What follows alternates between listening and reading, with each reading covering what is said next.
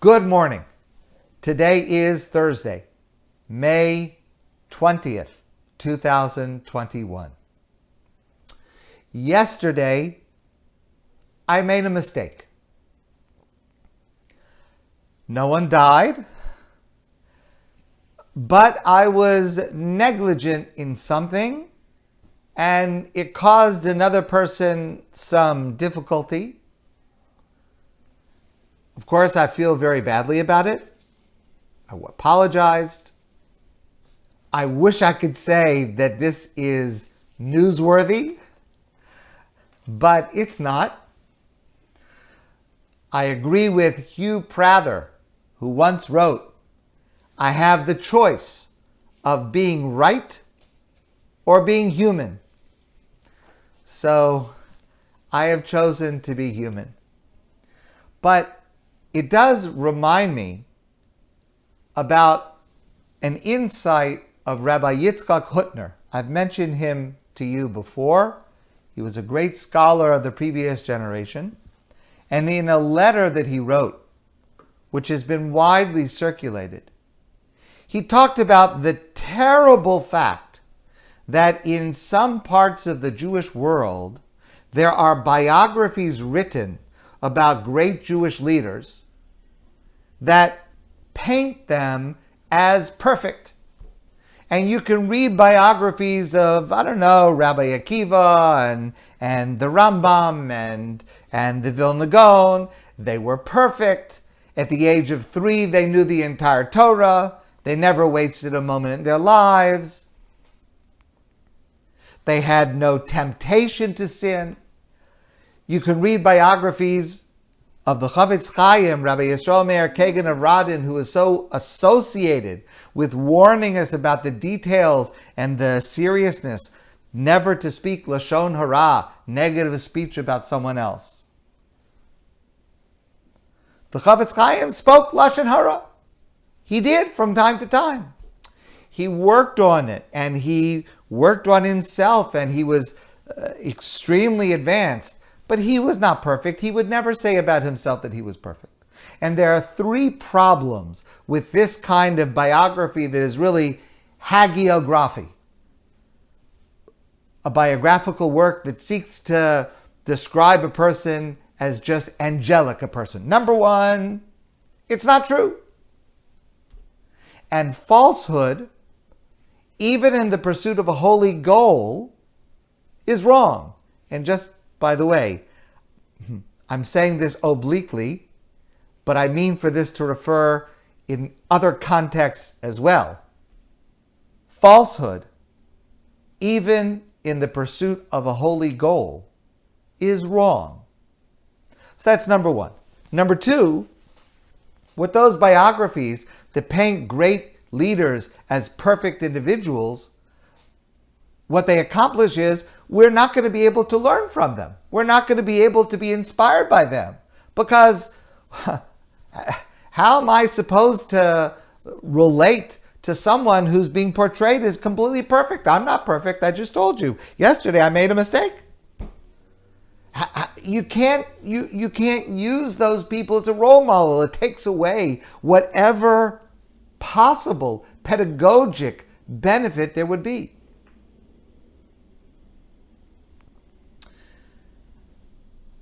And number 3,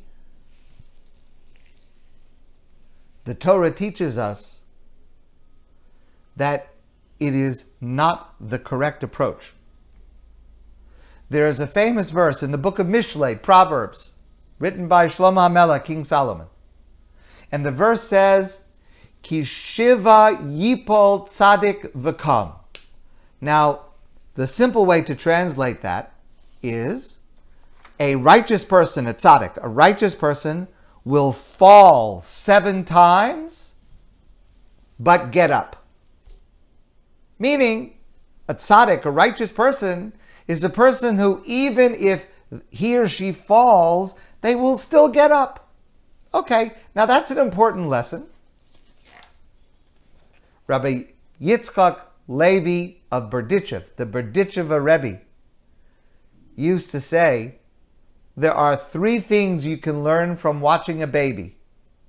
When he cries, he calls his father. He is always busy. And when he falls, he gets up. Okay, those are good and important traits that we should all learn. But the Baal Shem Tov and Reb Tzadok HaKohen, great Hasidic masters, explain to us that that is not the correct interpretation or meaning of this line in Mishlei. Rather, what it means, Ki Sheva Yipol Tzaddik V'Kam, 7 times a righteous person will fall, and because of the falling, he or she will rise. The elevation of this person is due to the falling.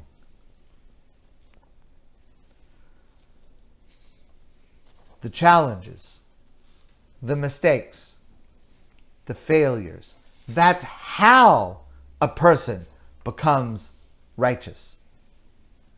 In this week's Parsha, we are taught this lesson in a dramatic way.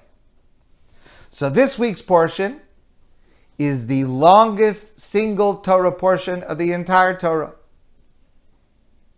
Yet, the format of this Parsha is astounding, because a large part of it, a majority of the entire portion, is completely, exactly, precisely repetitive.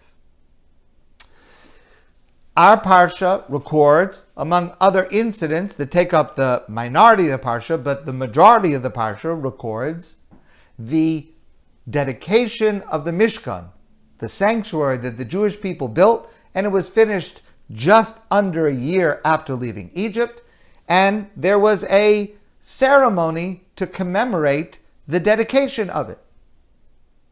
And on each day of the dedication, one of the 12 Nesiim, the princes, the leaders of each of the 12 tribes, brought gifts. Each Nasi, each leader, brought exactly the same gift. Exactly. Not a single difference between the 12 sets of gifts.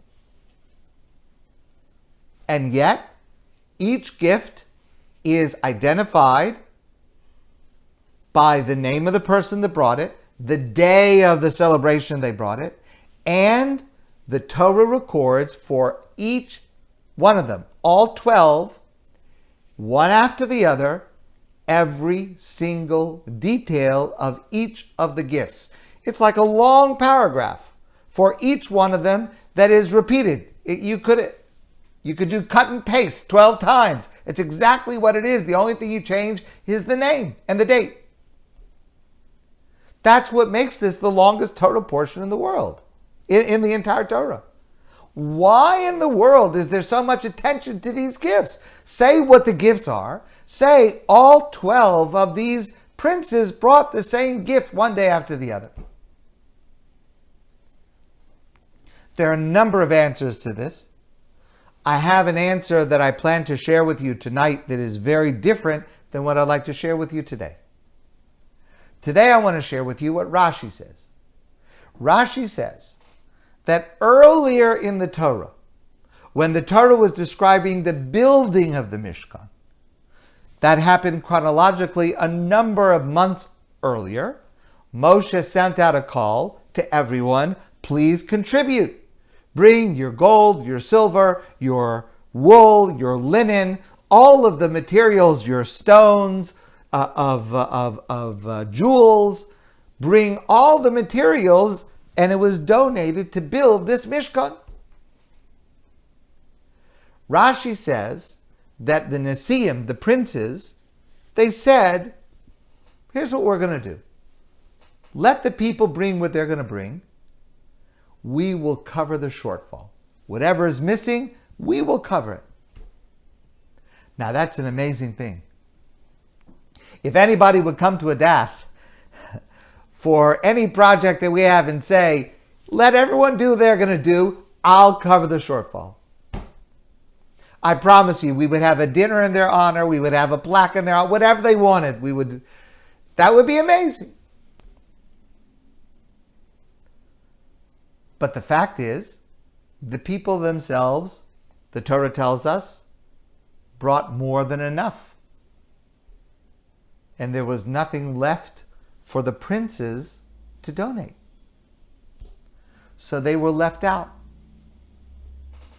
They were humiliated not to be able to participate in the building of the sanctuary, of the Mishkan.